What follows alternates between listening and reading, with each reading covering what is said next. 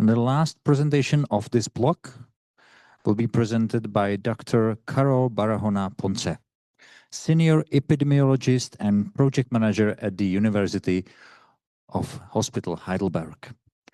Her presentation is titled Framework to Prioritize Rare Diseases for ATMP Development. Dr. Ponce will present a multi-stakeholder framework designed to identify rare diseases with the greatest potential to benefit from ATMP therapies. Dr. Ponce, the stage is ready for your presentation.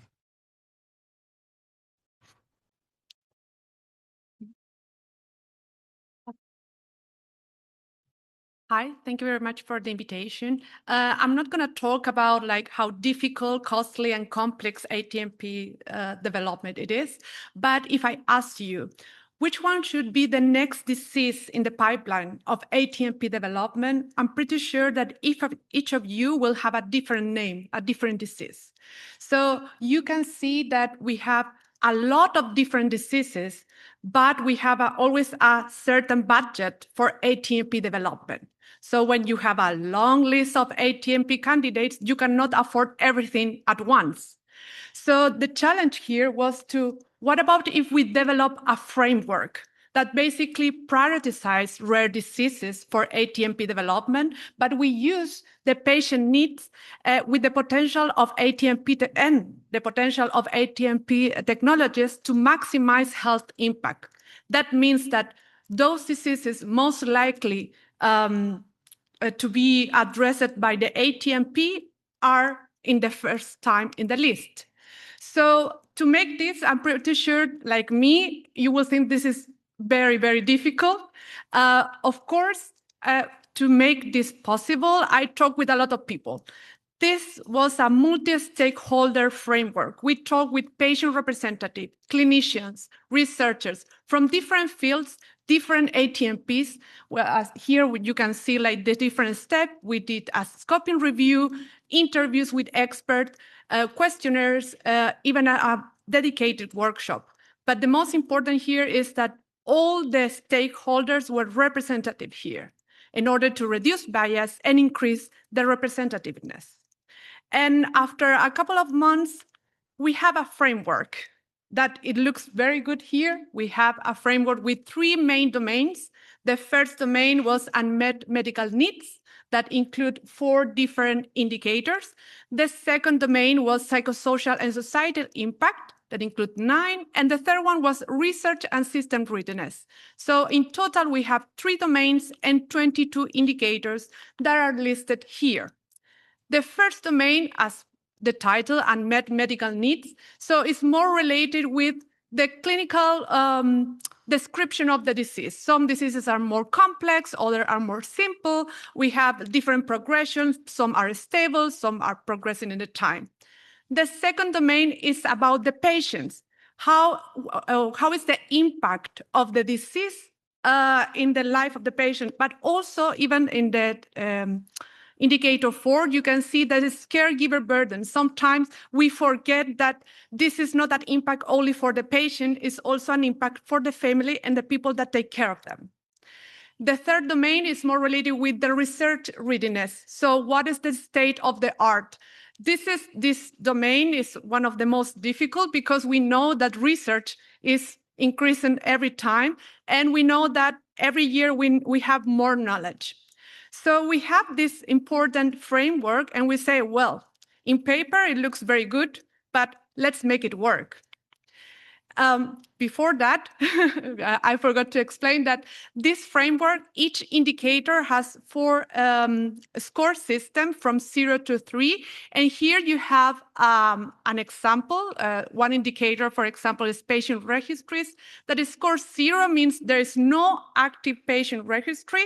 And score 3 when you have more robust multi-country registry with higher standards. We also include a score 9 because we know that some indicators don't apply for some diseases, and a score 10 that is basically I don't know, because the experts probably could not know about this disease. So as I anticipate, we say, let's make this framework work. So our first approach was, let's contact ERN, European Reference Network, and explain this framework, what they think about. Then we will apply this pre-filtered question that I'm going to show in the next slides. Of course, we need experts.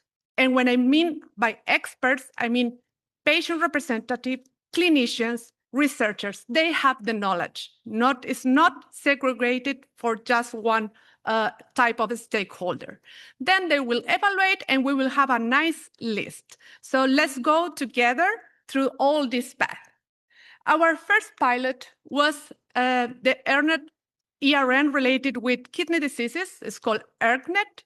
And we talked with the coordinator and he was very agreed. They said, this is a very nice idea. In total, 210 diseases are described in this ERN. And then I already said, we apply filter questions. What does it mean? Not all the diseases that are rare diseases could be eligible for ATMP.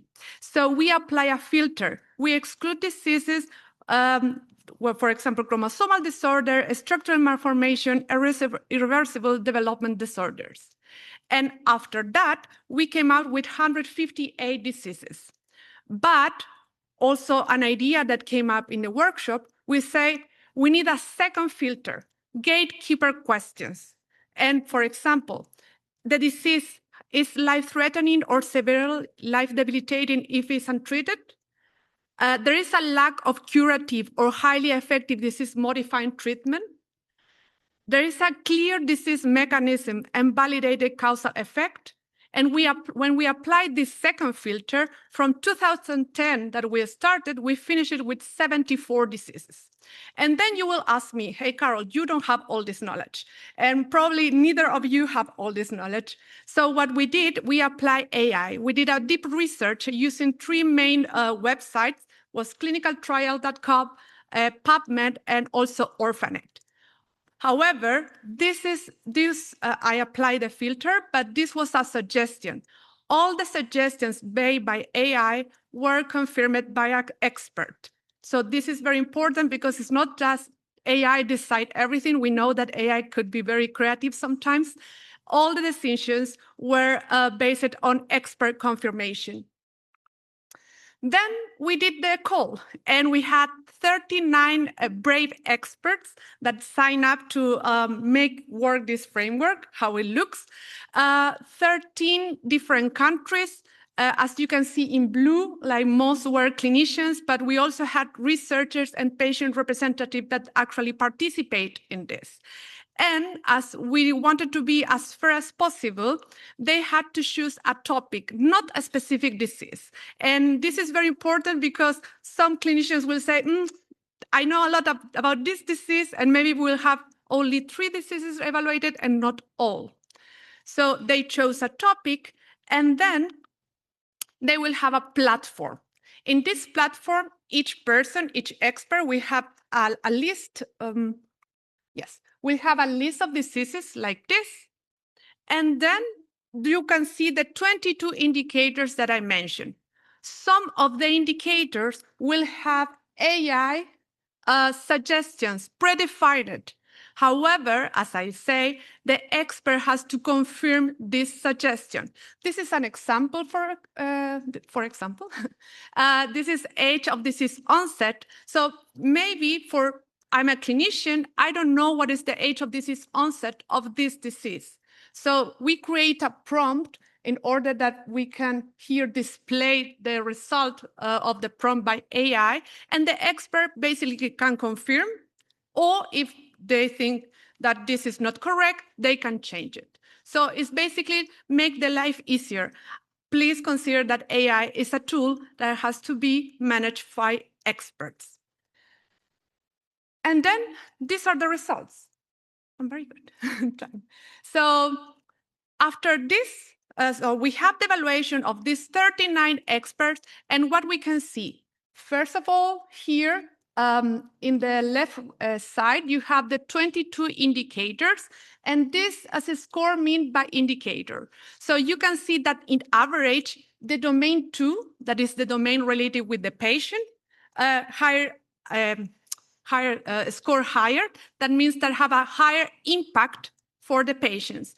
And the domain 3, that is more related with the research readiness, score lower because maybe there is not so much information about those diseases so far. Here you can see the inter-evaluator scoring variability by indicator that is expressed by coefficient of variation. What does it mean? That is how spread are the scores by experts. So if you see a large bar, that means that the experts evaluate in a different way the diseases. And if you see a small bar, that means that most of the experts agreed. And here you can see, for example, in the domain 1, indicator 2, that you see a large bar that is related also with clinical variability. What does it mean? This is not a pitfall of the framework. Basically, it's saying to us that we are not sharing the information. So from one disease, people are thinking that is score 0. For other experts for the same disease is score 3. So if we share information and we agreed in some standards, this bar should be lower. I know that this is very small. This is not tend to read, but this is a very important slide. So I would like that we understand like slowly all together. So here is the ranking by domain. Here in the left side, you have the 74 diseases that were selected after the filter. And here you can see in each column, domain 1, unmet medical needs, domain 2, that is psychosocial and societal impact, and domain 3, that is research readiness. And from 0 to 3, 0 is more blue, 3 is more red. As you can see in this heat map, we have 3 groups. First, we have a group of diseases in the bottom that have a high unmet medical need, a high impact in the patients, and the research readiness. You can see that some are more yellow, so we have more information about these diseases, and with some of them, we have less. In the middle, we have a mix between like high medical needs and impact of the diseases in the patient. So it's kind of like we know something. This is a relative impactful in the life of the patients, but we still have some lack of knowledge. And on top, we have diseases that maybe are not highly impact in the life of the patients, or maybe don't have high medical needs. And then you will say, well, Carol, what does it mean? So this means that these diseases are not relevant. These diseases are not like good enough to ATMP development. And here I want to be very clear. This is a screenshot. This is what is happening now with the information that we have today. In 5 years, if we apply the same framework, maybe the colors will change because we will have more knowledge. And then probably you will ask me, hey, Carol, what happened here? So what is happening, for example, for this disease that for blue should turn red? And here we have the same plot, but the only difference is I have everything breaking down by indicator. So here we can see what is missing. This is the research gap. So basically, I'm not saying that your disease is better than the other. I'm saying what is missing in order to go through an ATMP development. And I think this is the most important thing. It's like we have to use this as a tool to know what is missing. Maybe for one disease, a patient registry is missing, or maybe animal models is missing, because those were part of the indicators. So here we can see clearly that some diseases are in the bottom, but we know what is already done and what is missing, and why these diseases are also in the top, what are still blue, because there's no research related with one specific indicator, for example, biomarkers. And then you will ask me what is next, and I'm gonna finish now. What is next? So first is make the matching. So now that we know which are the most or the the diseases that should be addressed first, we need to do the matching with the ATMP. What is the correct ATMP according to the information that we have? Second, the implementation. This should be not only implemented in academics, but also in biotech and in pharma sector. So they know what is missing in order to make this research gap smaller. And third, I applied this in a pilot for kidney diseases. However, the idea is to extend this to all ERNs, all the rest of diseases, in order to have this prioritization framework ready for all of them.